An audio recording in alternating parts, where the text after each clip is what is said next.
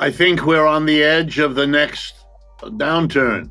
People's lives are interrupted, their jobs are taken away, their educations can no longer be financed, on and on. The victims, the casualties of this crazy cycle are enormous. The American economy just crossed a line most people won't see coming until it's too late. While politicians debate surface-level issues, a trillion-dollar time bomb sits ticking beneath every household in this country. You're looking only at yourself and you haven't noticed there's no more cliff underneath you. There is a growing gap. And if you want to understand the bitter divisions racking the United States as a society, then don't be naive enough not to understand. What happened in the past 6 months isn't just another economic hiccup. It's the beginning of something economists have feared for decades. We are now coming to the end of 2025. 5 years later, we're already in the 4 to 7 year average period. So, of course, the press is full of articles about what we all know is coming. Stagflation is barreling toward us like a freight train, and most Americans are standing on the tracks wondering what that rumbling sound is. We're talking about the toxic combination of a stagnant economy with skyrocketing prices, the economic nightmare that destroyed the 1970s and could devastate the 2020s. But here's the kicker. This time, it's different. This time, American households are carrying over $1 trillion in credit card debt alone, making them more vulnerable than any generation in modern history. Capitalism, among its other virtues, in quotation marks, is a remarkable instability. Think about that number for a second. $1 trillion. That's not mortgage debt or student loans. That's credit cards. Families are borrowing money at 20% interest rates just to buy groceries and pay rent. While corporate executives celebrate record profits, millions of working Americans are one medical emergency away from financial catastrophe. Here's where it gets more shocking. The very system that created this mess is the same one claiming to fix it.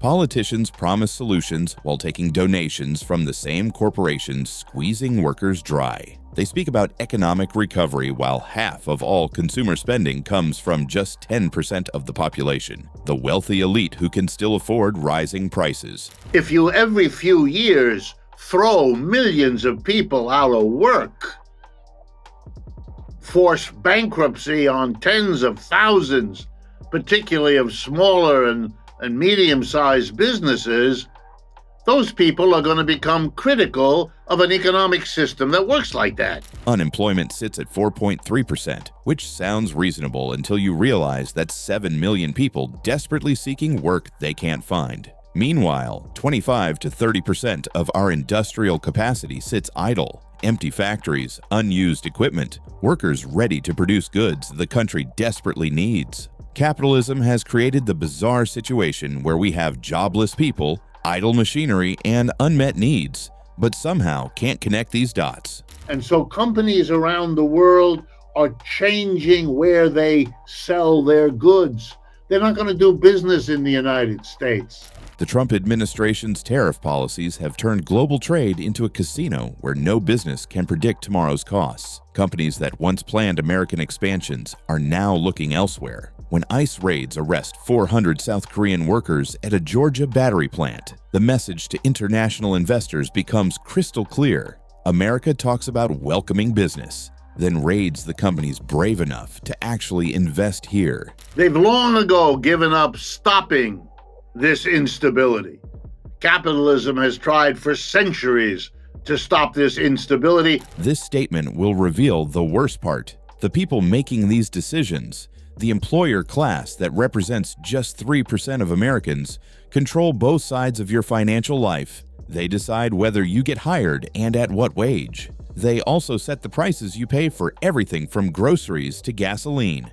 They literally control your income and your expenses, squeezing you from both ends while accumulating unprecedented wealth. If you're finding value in this analysis of what's really happening to our economy, and you should, because mainstream media won't tell you this, Hitting that subscribe button helps us reach more people who need to understand these connections. The information we're sharing isn't available anywhere else with this level of detail. That the richest 10%, the richest tenth of our population, now accounts for 50% of all consumer spending. Recent Bloomberg data shows a staggering reality. Half of all consumer spending in America comes from the richest 10% of households. The other 90% of Americans, the vast majority, account for only half of total spending. This means businesses increasingly cater to wealthy customers while treating everyone else as expendable. Walk into any store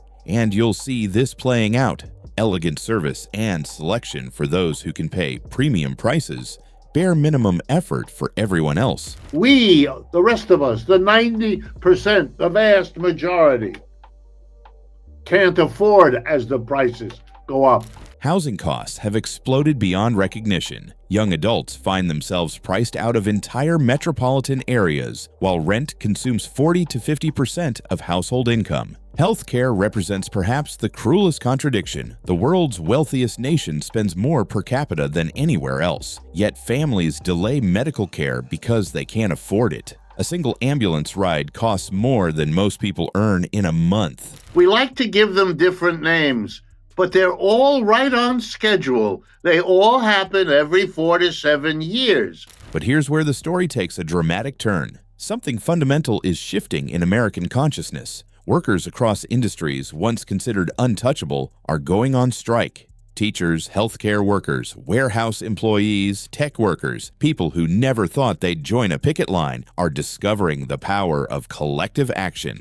Union membership, after decades of decline, is seeing signs of renewal among younger generations. Polls show record support for labor unions, even among non-members. People are rediscovering what their grandparents knew. Individual workers have no power against massive corporations, but organized workers can change everything. Do a number on poverty, not just in America, but beyond. But our system is incapable. These aren't just workplace disputes about wages and benefits. These strikes represent something deeper, a growing recognition that the entire system is rigged against working people. Employees see record corporate profits while their own purchasing power shrinks. They watch executives receive million-dollar bonuses while being told there's no money for raises. The contradictions have become too obvious to ignore. Every economic crisis follows the same pattern. Financial institutions chase profits through reckless risks. When those risks explode, taxpayers bail out banks while ordinary people lose jobs and savings. We've seen this cycle repeat from the Great Depression to 2008, and now we're watching the next chapter unfold. Each time, politicians promise reforms that get watered down or eliminated entirely. It is a fantastic inefficiency of capitalism that we are now confronting. The environmental dimension makes this crisis unprecedented. Capitalism requires endless growth on a finite planet, while climate change reshapes agriculture, insurance costs, and infrastructure spending right now.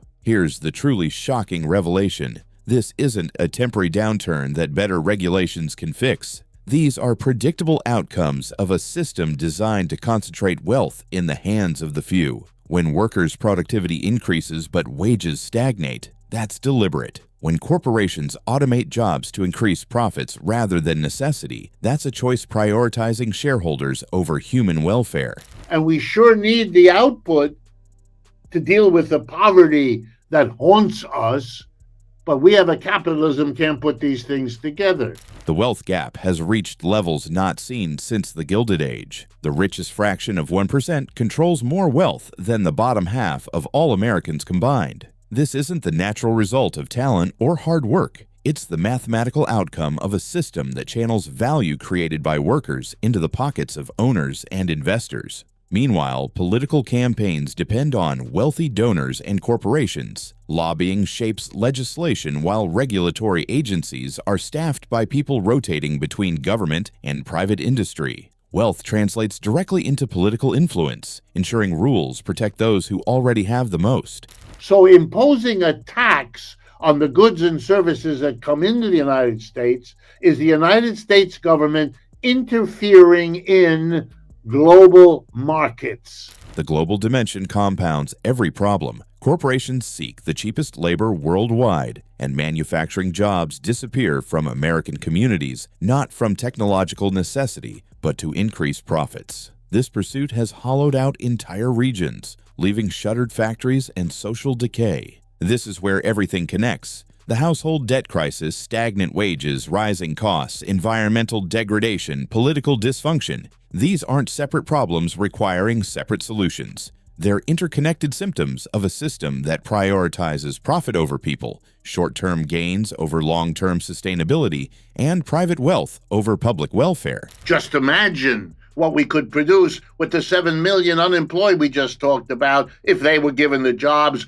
But consciousness is shifting. Workers are striking. Young people are questioning why billionaires exist while they can't afford rent. Families are connecting their personal struggles to systemic failures. The myths that sustained this system, that hard work guarantees prosperity, that the market rewards merit, that capitalism benefits everyone, are crumbling under the weight of lived experience. The most shocking truth of all, this choice won't be made by politicians in Washington or executives on Wall Street. It will be made by ordinary people, by you, who decide they've had enough. Every person who joins a union, every voter who demands systemic change, every community that organizes for economic justice contributes to determining which path America takes. But the smarter ones among them, the ones with a little economic training, are telling the rest of them, watch out, because you're like Wile E. Coyote. You're running off the edge of a cliff. Prepare yourself now, because this awakening is irreversible. Once people understand that the system is rigged, they can't pretend otherwise. Once workers discover the power of collective action, they can't be convinced to accept exploitation quietly. Once communities organize to demand change, they become forces that even the wealthy elite must reckon with. The only question remaining is whether we'll be brave enough, organized enough, and determined enough to build something better from the collapse of what clearly isn't working. The economic crisis is here. The political crisis is accelerating, but for the first time in decades, so is the possibility of genuine transformation. Subscribe to our channel to stay updated with the latest and shocking developments in our economic society. And don't forget to watch our next video, where we will uncover the darkest economic truths of our society.